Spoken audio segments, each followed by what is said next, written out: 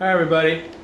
Um, this is going to be a surprising and hard video for you all to watch. I'm doing it this way, you know me, I'm a dinosaur. I don't do social media or videos and stuff like that. It's the first time I've tried this. But I felt that it was the best way to talk to family and friends and let you all know what's going on with me without having the same conversation over and over again and everybody get the same details. And it allows me to talk to you without being, super emotional. And maybe if other people see this that don't know me, maybe my attitude will help them. And it's just, I just thought, this would be the best way to talk to everybody about what's going on. I have, nieces out there that I love dearly that I don't have much of a relationship with. And there's a lot of family, that we don't cross paths with each other, but, the love's there. And, but we just, we don't have contact. So I chose this method to, kind of update everybody what's going on, and it's a hard update. Obviously you can see around, I'm back in the hospital again. The stem cell transplant that I went through failed, and multiple myeloma is a nasty little monster. I went into the stem cell transplant in complete remission, so as of this video you all think I'm doing good.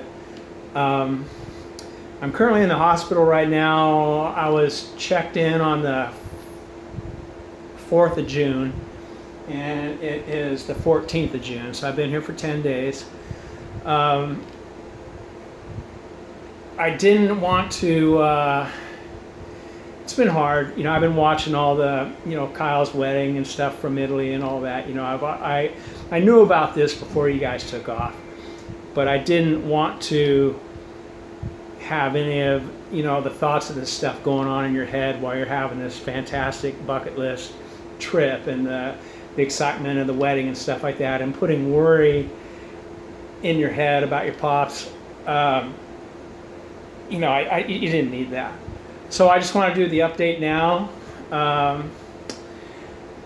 We came into the well, I'll tell you how it started. Once a month I go in for the infusion, for the iridium infusion, which was to rebuild the bone in my arm that broke.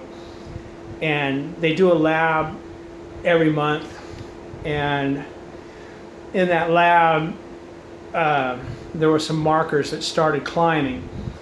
And so I came up here to the UCSF up in San Francisco, and these markers were climbing so fast that they admitted me into the hospital. So I'm on a different chemo regimen right now. It's cutting edge. Thank God I'm at UCSF, which is a research hospital. I'd like to thank right now Dr. Thomas Martin, the Helen Diller BMT Center, and the staff here is fantastic. I'm just at the, I couldn't get any higher level of care, and the care I'm getting is research. So I'm there's very few patients that are getting what I'm getting, and so I'm proud to be out in front of research on this. And if my body can help them push this research forward, then that's a good thing. Getting to where I'm at, it was some hard news.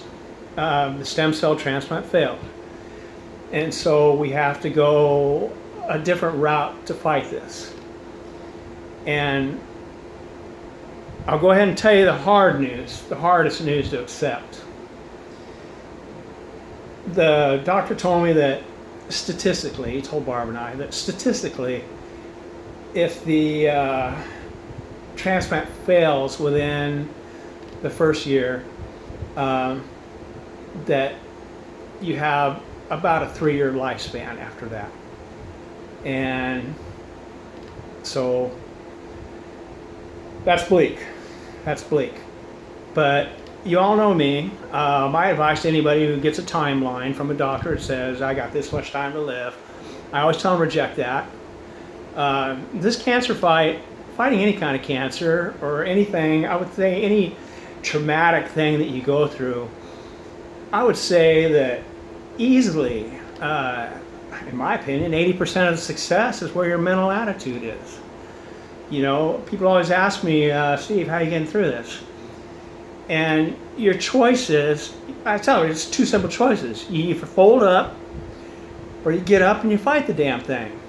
And you say, no, this ain't gonna happen to me. You know, and it's important to me that my kids know that their pops is gonna go swinging every minute of the way, and I'm not gonna accept this. I'm not folding up for nothing. I'm not backing down from nothing. I believe I'm stronger than what I'm going through. And so we're on a new course here that's research. That's kind of exciting. You know, this drug combo I'm on now, they've, or I'd say, you know, less than a dozen people doing it at this point, and it's had really good results. You know, they're having a good bounce back on it. You know, so you know, pardon the no gown on, and there's a purpose for that, because I want you to know that I got a strong body, I have a very strong mind, and wearing a gown makes me feel sick, and I don't feel sick, you know, and that's important. And I'm not going to back down and let this push me down. You know, I take my punches and I get back up. And there's you know, the motto I live by through this whole thing: more faith than fear. I believe in God and faith, and I believe in myself. And it's going to push fear down. So, having said that, I want to make the point that no matter what happens to me, nothing, absolutely nothing, will steal my joy and steal my happiness. I've never had the attitude of why me, you know, sucks. You know, I'll be honest with you. Of course it does. But, you know, it's all perspective. You know, 20 years since I had my brain surgery back in '96. And every day since then, I am the kind of guy that's got to pull over and watch the birds, smell the flowers, and look at nature and just appreciate life and being alive. And that's why I love the place where I live. You know, it's just gorgeous. I can, for anybody who, you know, friends and stuff don't know where I live in Monterey Bay, and it's just gorgeous. And it's very peaceful, and it's a great place for me to heal. Mind power, I cannot emphasize enough. For anybody else who watches this, who's fighting something, control your thoughts. Be powerful. Don't fold. Don't give. When you get the cancer word, don't fold up and collapse. Get up and fight. Fight for every day. You know, just don't accept it. Be tougher than it. And if it takes you, it takes you. But it's important to know that you fought every damn day. You gave it all you got. And that's all you can do. You know, how do I complain when I step out the door here and, you know, I'm 60 years old. So how do I complain when, you know, a teenager, someone in their teens walks by and they're going through this stuff? Or look what just happened in Orlando. You know, you get people that are cut down that are 18, 20s and stuff like that. I've had a good life. You know, I've had a bunch of wild adventures and stuff like that. And so I'm happy, you know. And you don't have to look far, no matter what your problem is. you don't have to look far to find somebody who's in a lot worse shape than you are. Okay, look at all the vets who come back and losing arms and limbs, and they're in hospitals for months and stuff like that. And and God bless those guys and women, and a lot of them don't make it home. So where's there room for me to complain? There's not. Okay, so don't feel sorry about your pops. All right, I'm all right. I'm good. I'm not going nowhere. But if I do, then it's all right. It's God's plan. So,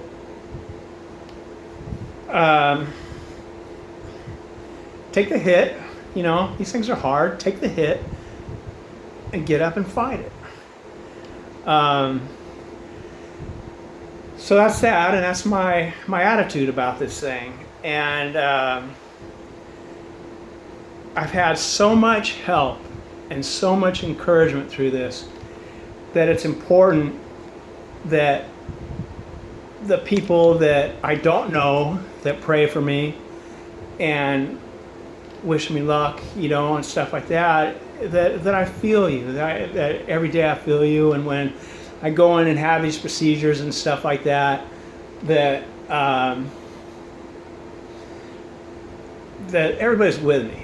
I feel the power of that. And I'd like to thank the people of Moss Landing. I live in a very small town, Moss Landing, California. A little town, about 700 people. And people I don't even know come out of the woodwork and wish me well. And the town just really looks after me, and we look after each other, and that's what I love about that place. To my friends in Texas, to my family, I'd like to say that I have people all over this country praying and wishing me well. I got a large group of people in Texas, Arkansas, Tennessee, Florida. Barbara's family spread out everywhere. Barbara's friends are spread out everywhere. And Margaret, the prayer warriors in Texas, many, many, many people that I have never met pray for me all the time. And all of you in Texas are very special to me. All of you, everybody, my new extended family. I've been, Barbara and I just had our first anniversary, May 29th. So I have extended family all over the country, Arkansas, Tennessee, very good friends in Florida, and just all over the country. And so I'd like to thank all those people for the support. And, I feel you there, And most importantly,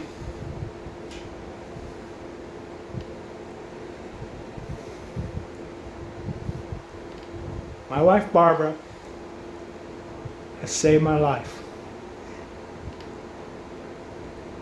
And make no mistake about that. If it were not for Barbara, I don't know if I'd be standing here. So to you, baby, there is no words to express how deep this is. The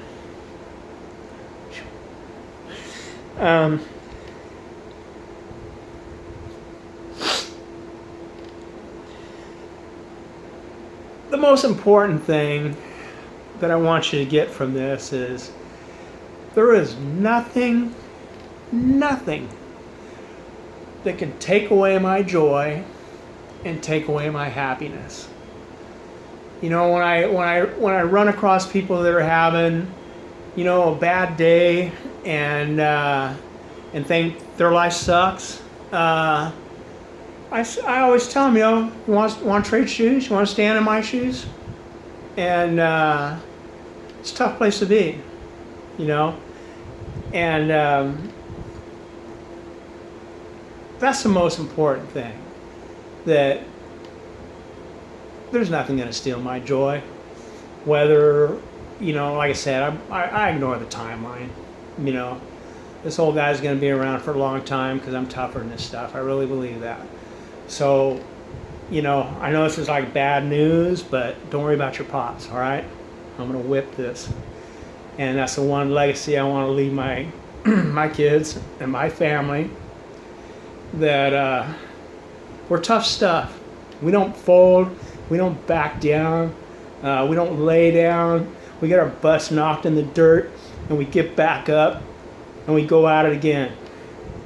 Just like Kyle with his electrical license. Hammer it, hammer it, hammer it, hammer it. He never gave up. And that's a character that's in our family. So nothing will steal that from me. I'm a happy man. Until my last day, I'll be a happy man. I dedicate my fight to my brother David and my mom. My mom had 4 brain surgeries. I believe I had mine between her second and third one. She's the bravest woman I ever met in my life. She happened to be my mother. It's Dorothy Petrie. And she set the bar very high. You know, guy doesn't want his mom to out-tough him, you know what I mean? And she put that bar up there real high. And my younger brother Dave, 8 years younger than me, died suddenly of a heart attack. And Dave was a brute. Geez, I just can't imagine the fight Dave would have put up if he had a chance to fight. And so, you know, I think about David all the time because he was 8 years younger than me, and every day I have more than David is another day that I live longer than David. And these are young ages, but it is what it is, you know. And so you got to deal with that. Like I said, it's perspective, you know. Geez, you want to complain about where you're at in life? Go to a children's hospital and look around. Come back outside, and your head better be clear and your head better be straight where you're at. Okay? So this family doesn't fold. We're too tough for that. And so I felt it was important to do this video from my battlefield, you know, to let you know that I'm in here fighting it. You know, Barb made the house look kind of, made my place here look kind of homey. We brought in some pictures, and you know, and that's where it's at. And I just wanted to share that with you, update everybody, family and friends. And if you happen to see this post and you're not a family or friend of mine or don't know me, I hope it's encouraging to you to take the fight to it. Don't fold up and just take it. You know, like I said, people ask me all the time, how are you dealing with this? You got 2 choices. You fold, you let it take you, or you fight like hell for every single day. And I thank God every night when I go to bed for the day I just had. I wake up in the morning and I praise God for the day that I wake up, that I have another day to wake up and interact with this world. So every day you get as a gift. You don't know what's going to happen in life. You have to tell the people that are in your life that you love them all the time, because you just don't know. It's the way life is. Okay? So that's where I'm at. I'm in a fight. I'm going to win that fight. And I'll talk to you all a little later on. But I just felt it was important to call you from the field, as they say, and just let you know that, you know, I'm here, I'm battling, and we're going to win this thing. I'm going to be around for years to come, I promise you that. All right? All right, see y'all later.